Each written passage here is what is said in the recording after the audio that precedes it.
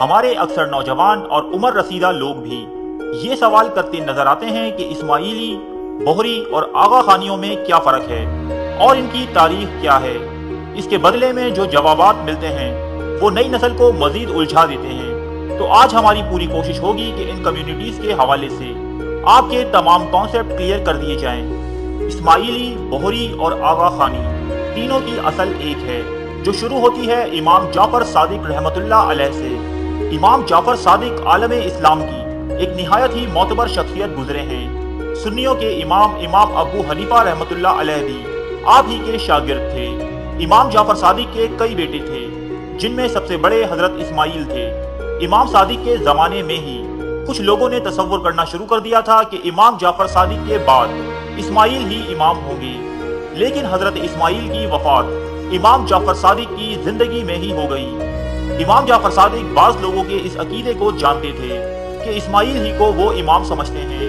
امام جعفر صادق نے اسماعیل کی وفات کے بعد ان کا جنازہ لوگوں کو دکھایا اور لوگوں کی معیت میں ہی ان کی تجہیز و تکفین کی گئی۔ جب امام صادق کی وفات ہوئی تو ان کی وصیت کے مطابق اکثر اہل تشیع حضرات نے امام کاظم کو اپنا امام مان لیا۔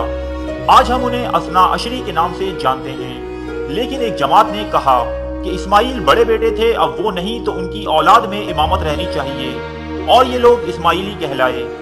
جن لوگوں نے امام جعفر صادق کے بعد امامت کو حضرت اسماعیل کی نسل میں مان لیا، تو آگے چل کر ایک وقت آیا جب انہی اسماعیل کی اولاد میں سے ایک شخص مہدی کو مصر میں حکومت ملی، جہاں انہوں نے خلافت فاطمی کی بنیاد رکھی۔ یہ خلفاء بہت شان و شوکت سے وہاں حکمرانی کرتے رہے۔ قاہرہ شہر اور جامعۃ الازہر کی بنیاد انہی اسماعیلی خلفاء نے رکھی تھی، یہاں تک کہ 1094 عیسوی میں فاطمی خلفاء کے درمیان ایک نسل میں ان کے ہاں خلافت پر جھگڑا ہوا۔ مستعلی اور نزار دو بھائی تھے۔ لوگوں میں دو گروہ بنے، ایک نے مستعلی کو امام مان لیا اور ایک گروہ نے نزار کو اپنا امام مانا۔ مستعلی کو ماننے والوں کو مستعلیہ کہا جاتا ہے، جو آج کل پاکستان اور انڈیا میں بہرا یا بہری کے نام سے مشہور ہیں، اور نزار کے ماننے والوں کو نزاریہ کہا جاتا ہے، جو آج کل سب کانٹیننٹ کے آغا خانی ہیں۔ لیکن چونکہ خلافت مستعلی کو ملی تو نزاری یعنی آغا خانی فرار ہو کر ایران آئے اور قزوین نامی شہر کو اپنا ٹھکانہ بنا لیا، جہاں کئی برس تک جاہو چشم کے ساتھ انہوں نے حکمرانی کی۔ حسن بن صباح کے دور میں ان کو عروج حاصل ہوا، جس کی فدائین کی تحریک بہت کامیاب ہوئی اور پوری سرزمین ایران میں اپنی دہشت بٹھا دی۔ بعد میں ان کے امام حسن علی زکرہ آئے، جنہوں نے ظاہری شریعت ختم کر دی اور صرف باطنی شریعت برقرار رکھی۔ یہی وجہ ہے کہ آغا خانیوں کو فرقہ باطنیہ بھی کہا جاتا ہے۔ دوسری طرف مستعلی یعنی بہریوں کی خلافت مصر میں ایک طویل عرصے تک قائم رہی، لیکن صلیبی جنگوں کے زمانے میں صلاح الدین ایوبی نے پے در پے حملوں کے بعد اس حکومت کو ختم کر دیا۔ جب یہاں ان کی حکومت ختم ہوئی تو بہری جماعت نے ہندوستان اور یمن کو اپنا مسکن بنا لیا۔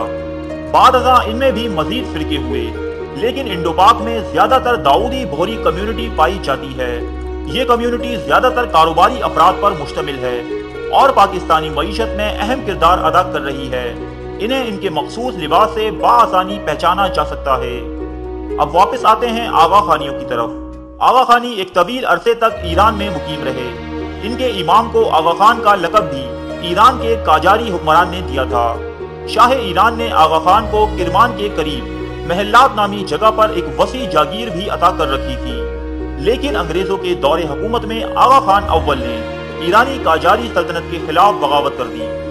جب ان کو شکست ہوئی تو یہ ہندوستان میں پہلے سندھ اور پھر ممبئی میں شفٹ ہو گئے۔ انگریزوں نے ان کو سر کا خطاب دیا اور بہت عزت و تکریم کی۔ قیام پاکستان کی تحریک میں آغا خانی کمیونٹی کی خدمات قابل ذکر ہیں۔ آغا خان سویم 1906 عیسوی سے 1912 عیسوی تک مسلم لیگ کے صدر رہے۔ سب کانٹیننٹ کے مسلمانوں کے لیے سر آغا خان کا سب سے بڑا کارنامہ علی گڑھ یونیورسٹی کی تعمیر میں اہم کردار ادا کرنا ہے۔ اس وقت آغا خانیوں کے موجودہ امام آغا خان چہارم پرنس کریم ہیں۔ ان کا قائم کردہ آغا خان ٹرسٹ ساری دنیا میں فلاحی کاموں کے لیے مشہور ہے۔ پرنس کریم آغا خان اور ان کے فرقے کے لوگ بے حد جدت پسند ہیں اور ماڈرن طریقے پر جینا پسند کرتے ہیں۔ مانا جاتا ہے کہ سر آغا خان کے پاس بے شمار دولت ہے، لیکن وہ عرب بادشاہوں کی طرح اس کا استعمال نمائش کے بجائے فلاحی کاموں کے لیے کرتے ہیں۔ انڈیا اور پاکستان میں آغا خان کے نام سے جا بجا تعلیمی ادارے اور اسپتال موجود ہیں۔